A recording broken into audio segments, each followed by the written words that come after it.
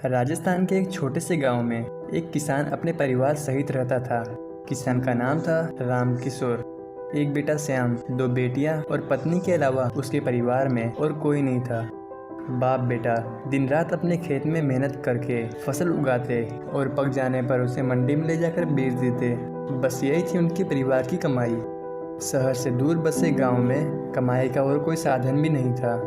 हर बार की तरह फसल पकने को तैयार थी, लेकिन घनघोर बारिश की वजह से सारी फसल नष्ट हो गई। अपनी साल भर की मेहनत को बर्बाद होता देख बाप बेटा बहुत दुखी थे। खैर, प्रकृति की मार के आगे कुछ भी तो नहीं हो सकता। साहूकार से खेती बाड़ी के लिए जो कर्ज लिया था उसे चुकाना तो दूर, इस साल तो घर में खाने के भी लाले पड़ रहे थे। कुछ दिन तक दाल रोटी ही चलती रही, मगर एक दिन ऐसा भी आया जब घर में पकने के लिए कुछ भी नहीं था। तब लाचार होकर राम किशोर ने अपने बेटे से कहा, बेटा यहाँ तो कुछ कमाई नहीं दिख रही और साहूकार का कर्ज भी सर पर है। क्यों ना तुम शहर में जाकर देखो, कहीं कोई काम मिल जाए। घर की आर्थिक स्थिति को देखते हुए श्याम भी तुरंत राजी हो गया। 2-3 दिनों बाद श्याम अपना गांव और परिवार को छोड़कर लखनऊ की तरफ चल दिया। वहां पहुंचकर सुबह शाम नौकरी ढूंढने में लग गया, लेकिन वह जहां भी जाता हर कोई उससे साथ में साक्षी लेके आने को कहता। अब साक्षी कहाँ से लाता?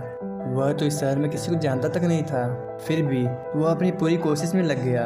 3 दिन बीत गए पर उसे कोई नौकरी नहीं मिली और ना ही कोई साक्षी मिला। जो पैसे घर से लाया था वह भी लगभग खत्म होने वाले थे। अब उसने तय किया कि सिर्फ एक वक्त का ही खाना खाएगा ताकि पैसे कुछ दिन और चल सके। शायद तब तक कोई नौकरी हाथ लग जाए। पूरे 7 दिन बीत जाने पर भी जब किसी नौकरी का इंतजाम नहीं हुआ तो श्याम टूट सा गया। लेकिन उसके मन में सवाल था कि वापस लौटने से भी क्या होगा। वहाँ कौन सी कमाई का साधन है। जेब में हाथ डाला तो सिर्फ 50 रुपये का ही नोट बचा था।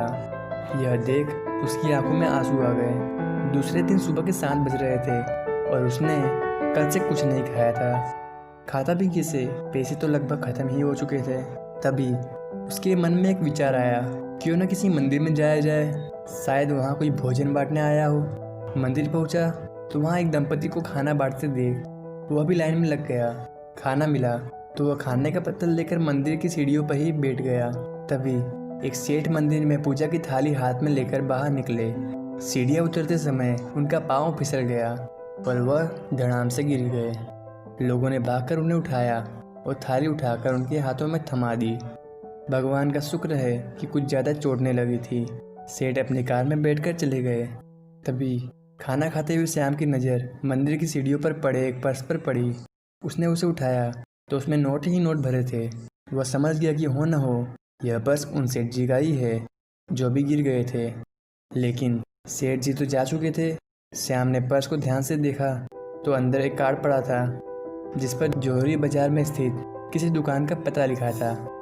खाना तो खा ही चुका था तो श्याम जौहरी बाजार की तरफ निकल पड़ा। जब उस पते पर पहुंचा तो देखा कि दुकान तो बंद थी। आसपास लोगों से पूछा तो पता चला कि यह दुकान तो लगभग 12 बजे ही खुलेगी।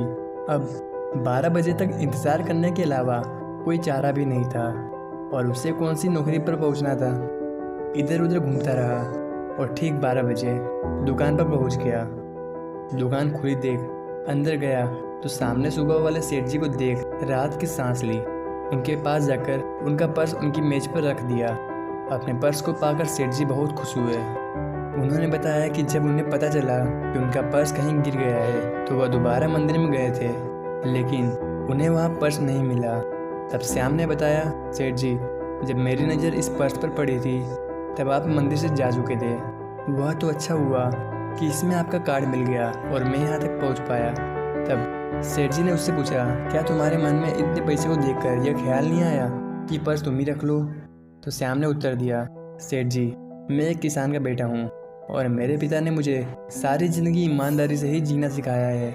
जैसे हमारी फसल भगवान भरोसे ही होती है, वैसे ही हमारी ज़िंदगी भी धोखाधड़ी या बेईमानी से हमने पैसा कमाना तो कभी सीखा ही नहीं। सेठ जी इस उत्तर से बहुत प्रसन्न हुए।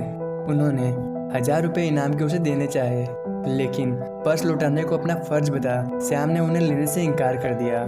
तब सेठ जी ने श्याम के सर पर हाथ रख उसे आशीर्वाद दिया और बोले, बेटा कभी भी किसी चीज़ की आवश्यकता हो तो बिना किसी झिझक के चले आना। श्याम उन्हें प्रणाम कर जाने ही वाला था कि सेठ जी ने उससे पूछा, कहाँ रहते हो बेटे? श्याम ने जवाब दिया, सड़क पर या पुल के नीचे। यह उत्तर सुन सेठ जी हक्के बक्के रह गए। सेठ जी ने उससे दोबारा पूछा, तुम क्या करते हो? इतना सुनते ही श्याम की आंखों में आंसू आ गए। रोते हुए उसने सेठ जी को बताया, कोई दूसरा साक्षी न होने से उसे कोई नौकरी नहीं दे रहा। पिछले 7 दिनों से वह लखनऊ में नौकरी की तलाश कर रहा है। सेठ जी तुरंत बोले, तुम तो खुद में ही अपने साक्षी हो, फिर भी कभी अगर कोई तुमसे पूछे तो कह देना तुम्हारा साक्षी मैं हूँ। और फिर सेठ जी ने उसे अपनी दुकान पर अच्छी पगार पर रख लिया। उसके रहने खाने पीने का इंतज़ाम भी कर दिया। दोस्तों, ज़िंदगी में अच्छे कार्य करते हुए फल की चिंता मत करो। आपके कर्मों का फल तो किसी न किसी रूप में आपको मिल ही जाएगा। दोस्तों, इस वीडियो को लेकर आपकी क्या राय है नीचे कमेंट में ज़रूर बताइएगा। और अगर आपको वीडियो अच्छा लगा हो तो इस वीडियो को लाइक ज़रूर करिएगा और ज़्यादा से ज़्यादा लोगों तक शेयर करिएगा। अगर आप इस वीडियो को YouTube पर देख रहे हैं तो हमारे चैनल को सब्सक्राइब जरूर कर दीजिएगा। अगर आप इसे Instagram या Facebook पर देख रहे हैं तो हमारे पेज को फॉलो जरूर करिएगा। वीडियो को पूरा देखने के लिए आप सभी का धन्यवाद।